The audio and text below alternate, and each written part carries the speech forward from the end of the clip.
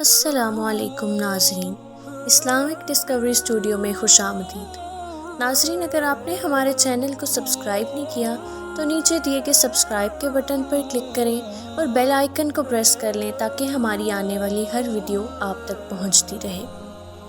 ناظرین، جب بخت نصر بادشاہ نے بیت المقدس کو ویران کیا اور بنی اسرائیل کو قتل و غارت گری کر کے تباہ کر ڈالا تو ایک مرتبہ حضرت عزیر علیہ السلام کا وہاں سے گزر ہوا۔ آپ کے ساتھ ایک برتن کھجور اور ایک پیالہ انگور کا رس تھا اور آپ گدھے پر سوار تھے۔ تمام بستی میں پھرے لیکن کسی شخص کو وہاں نہ پایا۔ بستی کی عمارتیں گری ہوئی تھیں۔ آپ نے تعجب سے کہا، اَنَّ یحیی ہذہ اللہ بعد موتہا، اللہ تعالیٰ انہیں ان کی موت کے بعد کیسے زندہ کرے گا؟ اس کے بعد آپ علیہ السلام نے اپنی سواری کے جانور کو وہاں باندھ دیا اور خود آرام فرمانے لگے۔ اسی حالت میں آپ کی روح قبض کر لی گئی اور گدھا بھی مر گیا۔ یہ صبح کے وقت کا واقعہ ہے۔ اس سے 70 برس بعد اللہ تعالیٰ نے ایران کے بادشاہوں میں سے ایک بادشاہ کو غلبہ دیا اور وہ اپنی فوجیں لے کر بیت المقدس پہنچا۔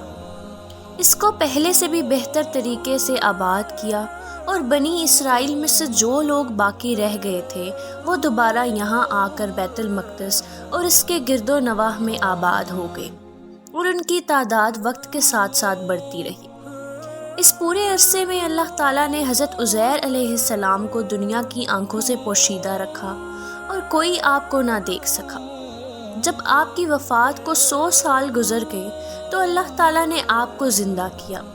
پہلے آنکھوں میں جان آئی، ابھی تک تمام جسم میں جان نہیں آئی تھی۔ بقیہ جسم آپ کے دیکھتے دیکھتے زندہ کیا گیا۔ یہ واقعہ شام کے وقت غروب آفتاب کے قریب ہوا۔ اللہ تعالیٰ نے حضرت عزیر علیہ السلام سے فرمایا، تم یہاں کتنے دن ٹھہرے؟ آپ نے اندازے سے عرض کیا کہ 1 دن یا اس سے کچھ کم وقت۔ آپ کا خیال تھا کہ یہ اسی دن کی شام ہے جس دن کی صبح کو آپ وہاں سوئے تھے۔ اللہ تعالیٰ نے فرمایا، تم یہاں 100 سال ٹھہرے ہو۔ اپنے کھانے اور پانی یعنی کھجور اور انگور کے رس کو دیکھو کہ ویسا ہی صحیح سلامت باقی ہے، اس میں بو تک پیدا نہیں ہوئی، اور اپنے گدھے کو دیکھو کہ اس کا کیا حال ہے۔ چنانچہ آپ نے دیکھا کہ وہ مر چکا ہے، اس کا بدن گل گیا اور اعضاء بکھر گئے، صرف سفید ہڈیاں چمک رہی تھیں۔ آپ کی آنکھوں کے سامنے اس کے اعضاء جمع ہوئے، اعضاء اپنی اپنی جگہ پر اکٹھے ہوئے، ہڈیوں پر گوشت چڑھا، گوشت پر کھال آئی، اس کے اوپر بال نکلے اور پھر اس میں روح پھونکی گئی اور وہ اٹھ کھڑا ہوا اور آوازیں نکالنے لگا۔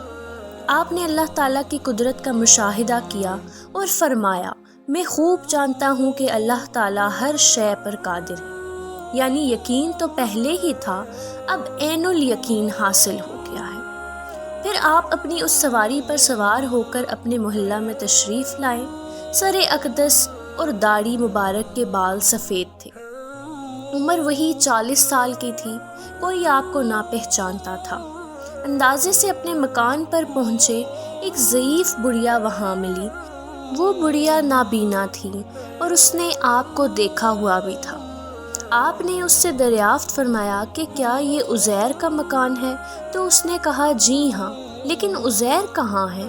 انہیں تو غائب ہوئے 100 سال گزر گئے ہیں۔ یہ کہہ کر وہ خوب روئی۔ آپ علیہ السلام نے فرمایا، میں عزیر ہوں۔ اس نے کہا، سبحان اللہ، یہ کیسے ہو سکتا ہے؟ آپ نے فرمایا، اللہ تعالیٰ نے مجھے 100 سال موت کی حالت میں رکھ کر پھر دوبارہ زندہ کیا۔ اس نے کہا، حضرت عزیر علیہ السلام مستجاب الدعوات تھے، جو دعا کرتے قبول ہوتی۔ آپ دعا کیجئے کہ میری آنکھیں دوبارہ دیکھنا شروع ہو جائیں تاکہ میں اپنی آنکھوں سے آپ کو دیکھ سکوں۔ آپ نے دعا فرمائی اور وہ عورت بینا ہو گئی۔ آپ نے اس کا ہاتھ پکڑ کر فرمایا، خدا کے حکم سے اٹھ۔ یہ فرماتے ہی اس کے معذور پاؤں درست ہو گئے۔ اس نے آپ کو دیکھ کر پہچانا اور کہا کہ میں گواہی دیتی ہوں کہ آپ بے شک حضرت عزیر علیہ السلام ہی ہیں۔ اس بڑھیا نے آپ کا ہاتھ تھاما اور آپ کو بنی اسرائیل کے محلے میں لے گئی۔ وہاں ایک مجلس میں آپ کے فرزند تھے جن کی عمر 118 سال کی ہو چکی تھی۔ آپ کے پوتے بھی موجود تھے جو بوڑھے ہو چکے تھے۔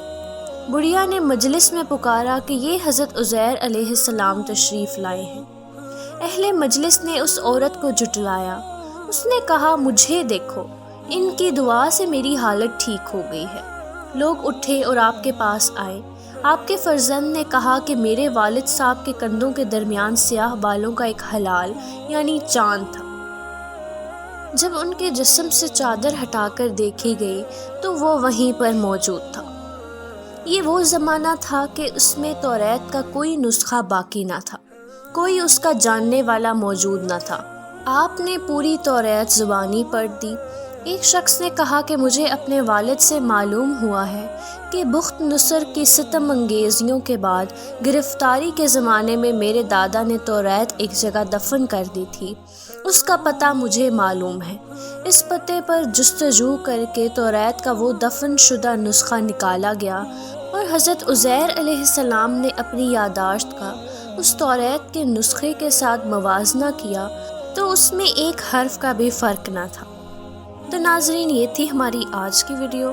اگر ویڈیو پسند آئے تو اس کو لائک ضرور کیجئے، چینل کو سبسکرائب کیجئے اور اگلی ویڈیو کے لیے ہمیں اجازت دیجئے۔